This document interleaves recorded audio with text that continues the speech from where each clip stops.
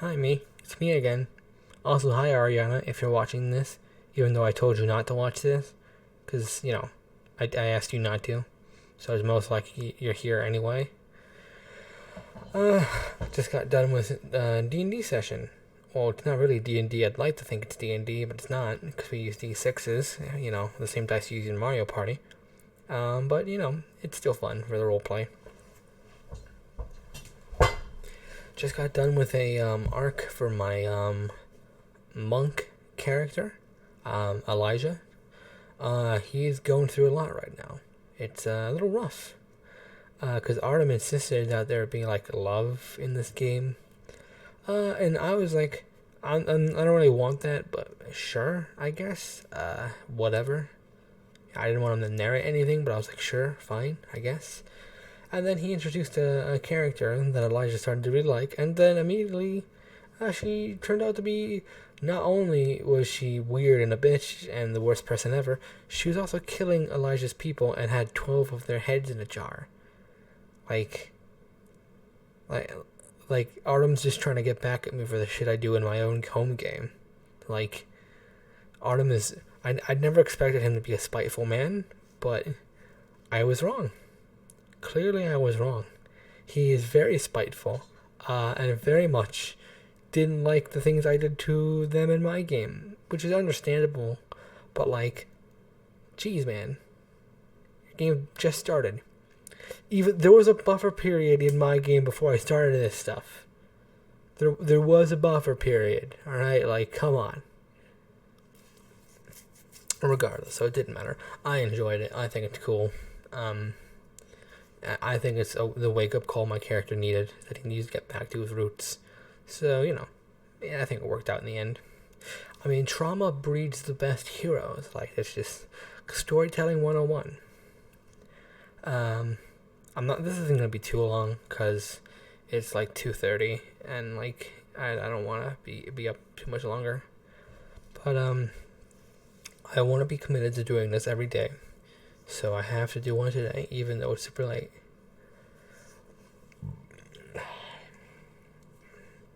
So, yeah, it's super fun, It feels like a lot really didn't happen this session, though. Like, as much as I enjoyed it, because it was, like, mostly about me, and I have a tendency to make things about me, because I have a lot of stuff to say. I very much enjoy the roleplay in these types of games. So, I feel like not much has happened. But it's fine. An end to an end. I burned down that bitch's house and gave my fallen brethren the rest they so dearly deserved. And in the end, I think that's worth it, all the gold in the world. Which is not to say that I don't want to get paid after the fucking horse shit we had to go through for this mission, and how above and beyond I went to get shit for these people that I don't even like. Like, I got all kinds of crazy shit for them that they can use in all weird ways. But hopefully we're getting to the magic soon, because Artem said there was going to be a magic system in this game. I hit my mic again. I need to get a stabilizing thing for it. But Artem said there was going to be magic soon. Like, defined soon. I'm hoping that when we give him this thing, we just got that the Matrix thing happens or whatever, where it's like, oh, we're about to start the machine. You guys, since you helped so much, you guys can come watch it be turned on. And as they turn it on, like, fucking weird shit happens, and we all get like hit with magic surges, and we all have magic powers now. I'm expecting it to be a scenario like that, but Artem is really smart and will most likely subvert my expectations, which I would prefer. It's no fun being right. It's only fun being correct, if that makes any sense. I'm not going to explain that, because I feel like it makes sense enough to me, and no one else should be watching this. Ariana, if you're here, go away.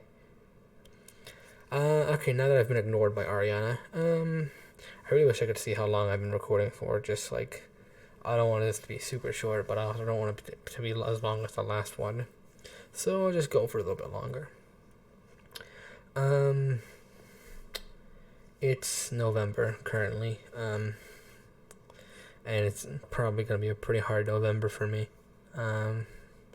normally, I really enjoy this time of year and Thanksgiving, but with diabetes diagnosis and the fact that I just don't feel like I can be around my family anymore.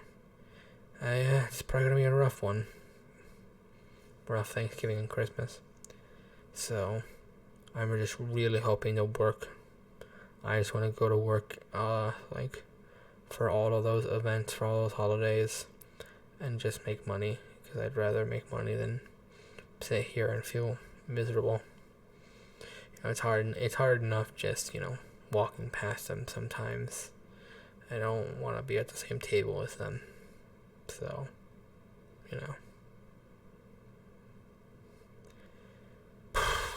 it be like that.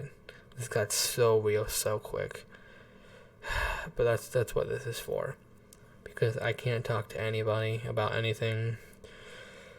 So I might as well just talk about it to myself, because maybe I'll feel a little better at the end of the day. So yeah. I'm hopefully gonna keep doing these, and maybe it'll help. It's gonna be a rough year. End of a rough year into an even rougher one, where I'm gonna have to move out within the first 3 or 4 months of the year, and I have to hope that I'm able to keep myself afloat, because after that it's it. I'm probably gonna have to start another job just to get by, and I don't know if I'm gonna have time for D&D anymore after that. The last time this happened, when I moved out, I had to get 2 jobs, and it was so fucking draining, and it killed me. And the worst part was I didn't even get to play D&D anymore, because I was so busy. The only thing that gave me any solace was, getting to come home and talk with my roommate, who was my friend, and, hanging out with him. At least I had that. But if I'm moving by myself, it's just, I think it'll be weird. On one hand, I might be more miserable than I was, but I might be less as well, because when I move out, I finally won't have to answer to anybody. I won't have to, answer for anything I do. I can just, it's all my own. I don't have to say, well, why didn't you clean up your dinner mess? Well, I didn't feel like it. And, no one has to worry about it, because it's, I'll clean it up when I get to it, because it's my mess in my house. Or why'd you leave this shit laying around? Oh, well, I don't have to answer that question, because it's my shit in my house. I can leave it wherever I want. I don't have to worry about being too loud, because I'm not waking anybody up. Well, neighbors, but, I plan on soundproofing my room with that, soundproof film. So hopefully I wouldn't bother anybody with that anyway, but, I'd like to start doing more, voice stuff. Even though I don't think I have a particularly good voice, I wouldn't mind doing stuff voice acting some stuff of my own personal design. I want to stream D&D, importantly. And I want to work on creative projects that make me feel like less of a piece of shit. Because, I don't know what I'm doing. And, we all have to do something to keep ourselves happy, right? Everyone's got to have something, or else how do you live in this miserable fucking world if you don't have something? So,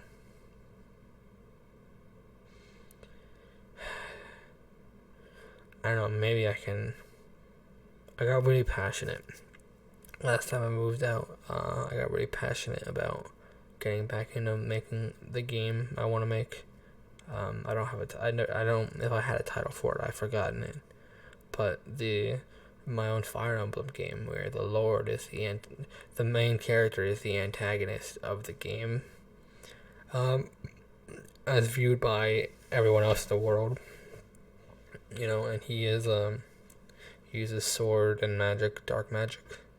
I feel like it's a new kind of character, because the only other time they did this is based off of Fire Emblem Awakening, this tactician class, because I think it's my favorite class in Fire Emblem, where it's a sword and magic user.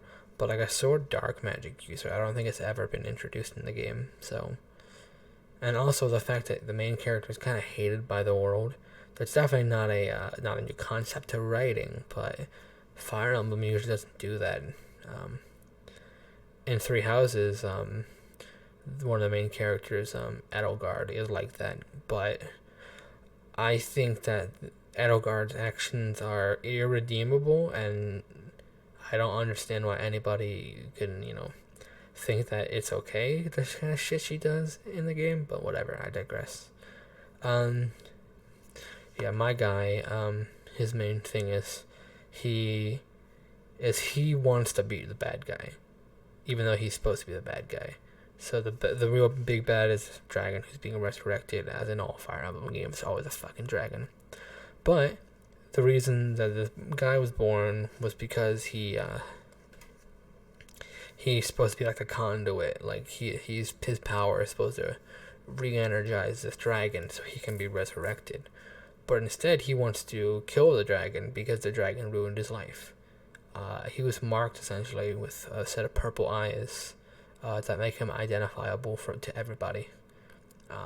Until he's targeted at a young age and thrown in a cell where he meets a dark mage who is also imprisoned.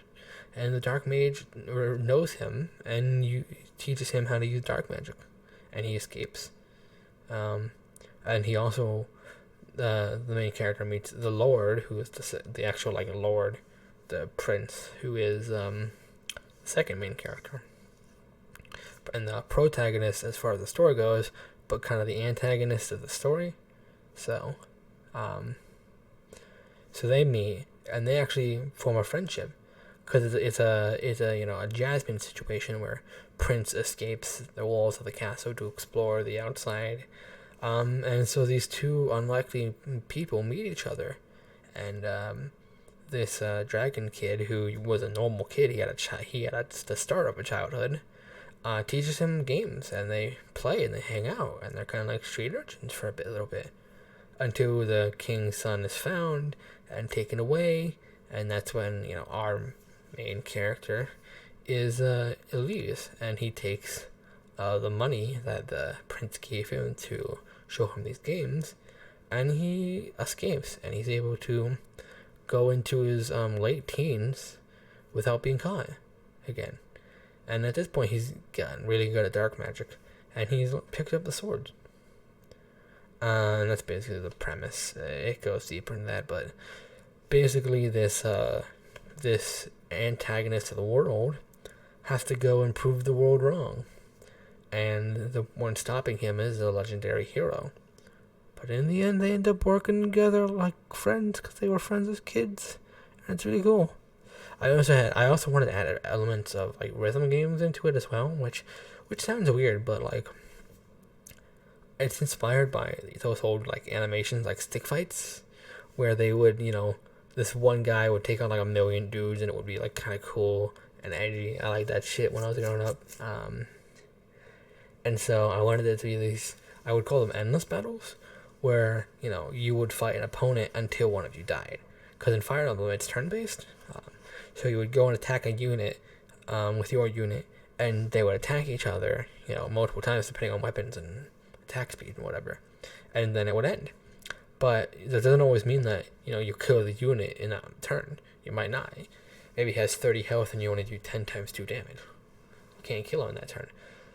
But an endless battle would be like a rhythm game minigame, where it's like a Guitar Hero, and you have to mash the sword swings with the buttons, and on screen it's displaying this cool stick fight kind of animation where you're fighting this dude, and if you miss notes you take damage, but hitting notes deals more damage until you win.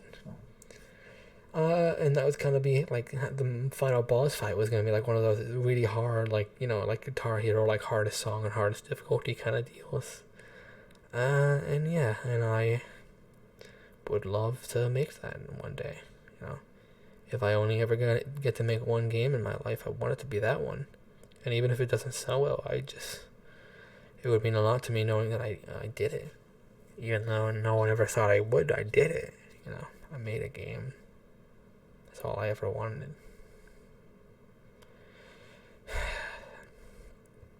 And who knows, maybe I can find friends to help me. But all my old friends from C9 have like moved on and they don't care about me anymore. The only other friend I have who does anything like that is Artem, but I don't think Artem would ever want to work with me. Like, we're friends and all, but like, I don't think Artem would ever find my input valuable.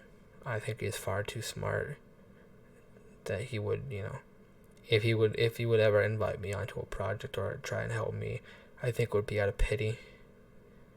Because Artem's just like that nice of a guy, and he's so much better than me. So if he ever really wanted, if he ever like said, "Hey Matt, would you come on and help me write this thing?" I think that it would just be out of pity, which is a shame. Because I would.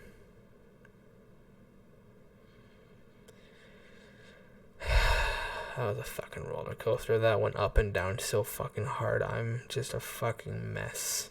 This is why I don't want anyone else to watch these. It's not a fucking cry for help. I don't want anyone to talk to me. I just want to fucking vent.